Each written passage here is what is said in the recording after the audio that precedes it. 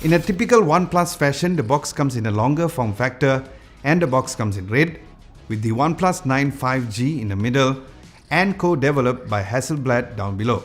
Then at the back, you'll find the specs and the variant of the phone. Opening the box, inside the cover of the box, you'll find the user manuals and also the SIM ejector pin. Then you'll find the phone itself. Underneath, you'll find a nice soft clear phone case with the never settle branding over there as well. Next, there's a USB-C to USB-C cable and the 65-watt warp charging brick. Now the OnePlus 9 comes with a Snapdragon 888 5nm chipset with 5G support as the name clearly mentions. It has the Adreno 660 GPU and the variant that I have is the 12GB of RAM with 256GB of storage, which uses the UFS 3.1 storage, and it comes shipped with Oxygen OS 11, where the current update when I did this review is version 11.2.5.5.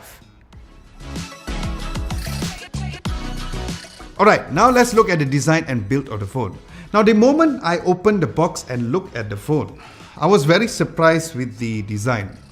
And no, it was not in a good way, as the phone just looked boring without any uniqueness of the phone. Now this astral black color finish also made the phone super hard to see that famous Hasselblad branding.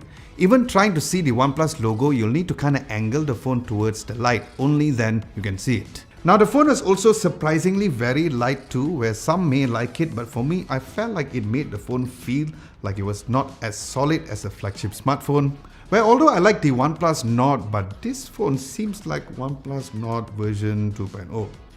At the back, the phone is made of Corning Gorilla Glass 5 with a quite slippery finish, so I would recommend for you all to put on the clear phone case since it does come inside of the box, which makes the phone to have a better grip. Now this same Gorilla Glass 5 panel is also available for the front of the screen, where it features the hole punch camera towards the left hand side of the screen with a fingerprint sensor placed towards the bottom of the screen, which is something I'm not a fan of since it's not the natural position when holding the phone. But yes, this does come down to muscle memory, but I still prefer it to be in the middle instead. Now speaking of the rear, once again, the camera bump is quite thin. And it was quite nice, but if you place the phone on a surface while typing, it will still wobble, so keep that in mind.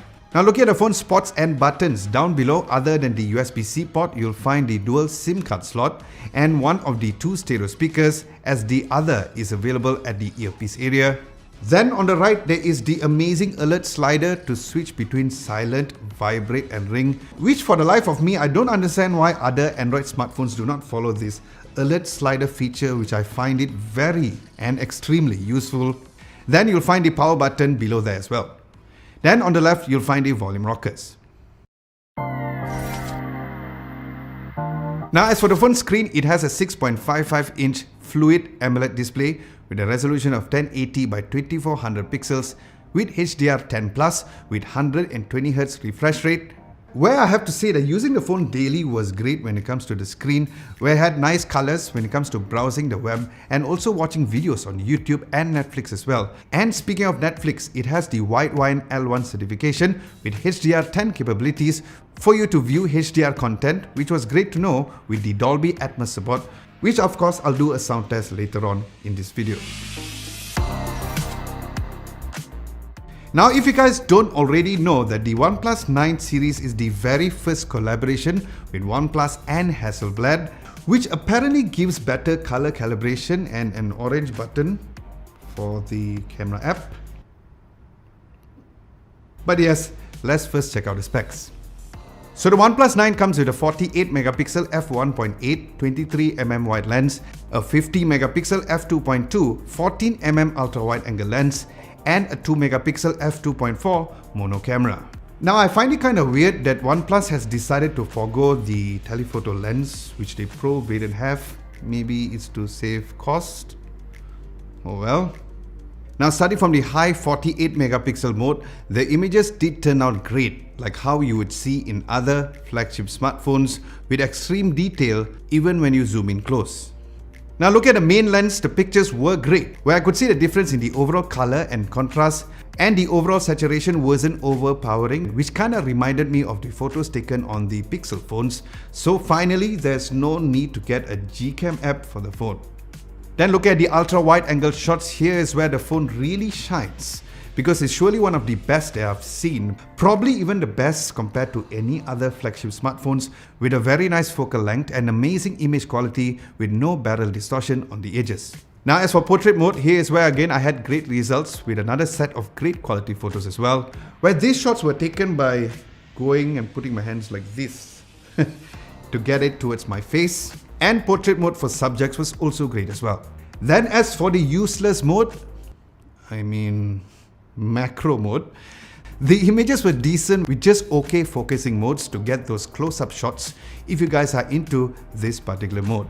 The nightscape mode on the OnePlus 9 didn't disappoint as usual, with great highlights and shadow balance with low noise on the images as well, and you can use this particular nightscape mode both for the ultra-wide and the main lens as well. Next, looking at the front camera, the phone has a 16 megapixel f2.4 wide lens. And here's where, if the rear camera had the color calibration of the technology from Hasselblad, the front camera has the technology of Hasselblad. Now as you guys can see, that 9 out of 10 images taken for the selfie camera made my skin tone look like I was hibernating in a cave and never seen the sun for months, with a super pale colors for my skin tones. Now if you guys are lucky and the sun gods are on your side, you will get great images, but mostly when it comes to backlight situation, you can't get close to the amazing quality that the rear camera has. Now while the edge detection was great on the portrait mode, but once again, the skin tones was totally off and washed out as well. Now as for video recording, OnePlus 9 records up to 8K 30 frames per second, where I have to say that the video quality was really good. But here's the thing. Now first of all, it took me about 12 to 13 seconds of recording, and then there's a message to say that it was overheating. Then it stopped recording, and second of all, the phone by itself even struggled to play back the video when I tried to play it on the gallery as well. So why even have an 8K recording mode? Then when it comes to 4K video recording, once again the video quality was truly nice and amazing with great image stabilization. And although some people were complaining about not having OIS, but I didn't find any issues with that. But once again, the 4K video recording was great, but it will give you the overheating warning, and it did stop the recording halfway once again. But mind you, it's not as hot as other smartphones like the Xiaomi Mi 11 Ultra, but it gave such warning and stopped the recording. So this reminds me of the Canon R5 camera, which did the same, where it kind of thermal throttle without the camera being actually really warm, and that seems to be the case on the OnePlus 9 as well. Then when it comes to the front video recording, what's weird is that you have absolutely no idea what recording resolution.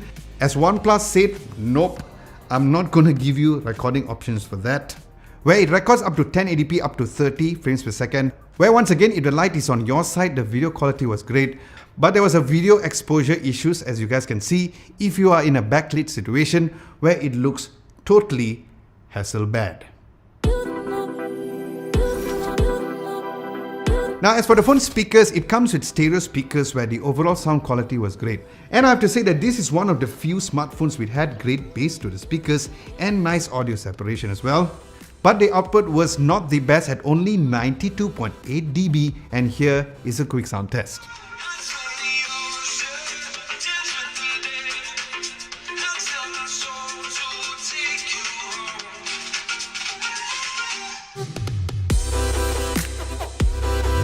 Now as for the phone's battery, the OnePlus 9 comes with 4500 mAh battery with fast charging up to a massive 65 watts.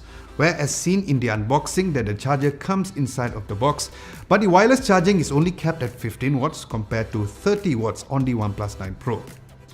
And in terms of the amount of screen on time that I got, based on me using the phone daily, I got an average of 5 hours and 55 minutes to 6 hours when I was at 10% battery with dark mode turned on, which I have to say that I was overall very impressed with the battery life. Looking at the phone software, as mentioned that the OnePlus 9 comes with Oxygen OS 11 with the current version of 11.2.5.5.6.7.8.9.10. What's with the amount of decimals? during the time I was reviewing this phone, where in this case Oxygen OS has always been one of the top Android skins where navigating through the menu system was as straightforward as it gets. But the haptics on the phone was a bit, on a lack of a better word, felt cheap. But the other software features like quick launch feature was also great as well. But what I did not like is that I don't get it that now when you swipe from the middle of the screen, it brings you to another weird menu instead of the notification shade, which I could not find an option to go back to that. So I did not get why they changed or when they changed that, but other than that, I have no complaints about the overall software experience. Next, when it comes to gaming, on Genshin Impact, the game ran smoothly at higher settings at 60 frames per second, where there was a bit of a micro lag during the ultimate animation times, you know, those or if there were lots of subject on the screen. Now after about 5 minutes, the phone was warm to the touch, where the battery started to drain after about 13 minutes. Then there was a notification of the screen dimming issue to reduce the temperature, as it went from 38 degrees to 44 degrees and the battery went from 50% to 45% very quickly. Then things were amazing on PUBG Mobile, as it ran great with graphics set to UHD and frame rate set to extreme without any issue whatsoever. There was no overheating issues even after 15 minutes of gaming, and no battery drain issues as well, and the overall temperature only rose from 35 degrees to 38 degrees.